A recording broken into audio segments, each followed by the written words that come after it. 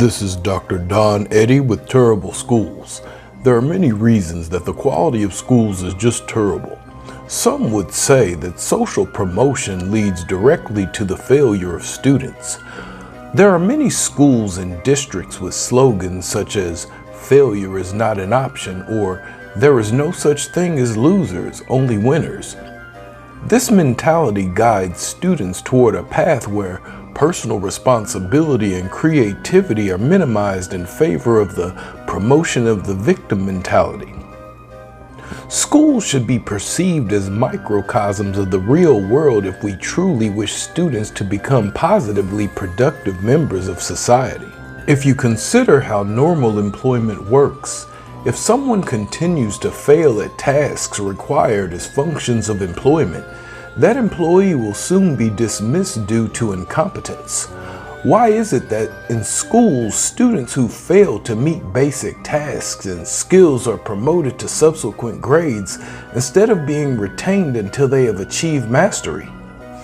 An NBC News article from 2006 reported that more than 50% of students at four-year schools and more than 75% at two-year colleges lack the skills to perform complex literacy tasks.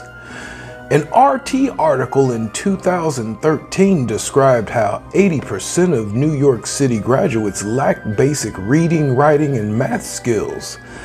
The Washington Post in 2016 stated how 25% of all college freshmen have to take remedial classes. I find it amazing how so many Americans are fervent about being number one in the world, but don't personally participate in any activities that would justify such a ranking. If our students continue to graduate without the basic skills necessary to sustain our society with intellectual capital, it is easy to deduce how our country as a whole will quickly dissolve into a barbarian wasteland. In my estimation, education is the #1 national security issue. Every great empire has fallen from the inside long before a foreign invader was able to take root. Because of the gradual dumbing down of America, we will be too ignorant to know when we are ripe for the conquering. It is evident that the mean IQ of the country is declining if you objectively look at statistics relating to advanced higher learning. According to a 2017 report from the National Foundation for American Policy, between 1995 and 2015, the number of full-time U.S. graduate students in computer science increased by 45%. From 8,627 in 1995 to 12,539 in 2015.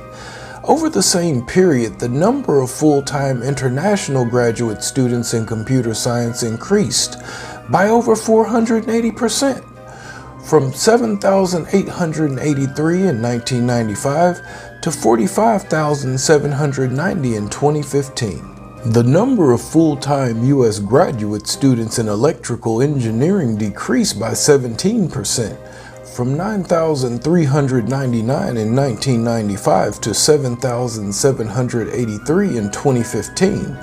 Meanwhile, over the same period, the number of full-time international graduate students in electrical engineering increased by 270%, from 8,855 in 1995 to 32,736 in 2015. The report continues to say that foreign nationals account for 81% of the full-time graduate students in electrical engineering and petroleum engineering, 79% in computer science, 75% in industrial engineering, 69% in statistics, 63% in mechanical engineering and economics statistics, 59% in civil engineering, and 57% in chemical engineering. It doesn't take a rocket scientist to determine that the complex cerebral fortitude required to maintain our society must be replenished among our own ranks to compete globally. When children are given participation trophies and are rewarded based on self-esteem instead of their own merits, they fail to tackle tasks which require failure. When schools instill the idea into students that they should be afraid to fail, ultimately students are then afraid to try. Fear leads to anger. Anger leads to hate. Hate leads to suffering. Social promotion can be a reward for those who are afraid to fail and afraid to try. Some students aren't motivated to try their best because they are confident that the system will eventually promote them socially to their age-appropriate grade. By allowing students to move on before mastering prerequisites doesn't provide the fertile ground needed for children to become intrinsically motivated to learn. Instead, they seek avoidance of tasks where critical thinking and creativity are crucial. An article on Adecco surveyed top executives around the country regarding skill deficits among employees. 44% of them said, Americans are lacking in critical soft skills such as communication, creativity, collaboration, critical thinking, etc. It could be argued that by socially promoting students, they are being robbed of being able to develop and perfect those vital skills needed for life successes. Since the real world is full of bad choices and disappointment, it is preferable to teach kids how to appropriately confront failure and embrace it instead of running away from it. The greatest teacher failure is. Again, this is Dr. Don Eddy with Turabull Schools, and I will leave you with this. Why is one child's right to an education more important than another child's right to safety?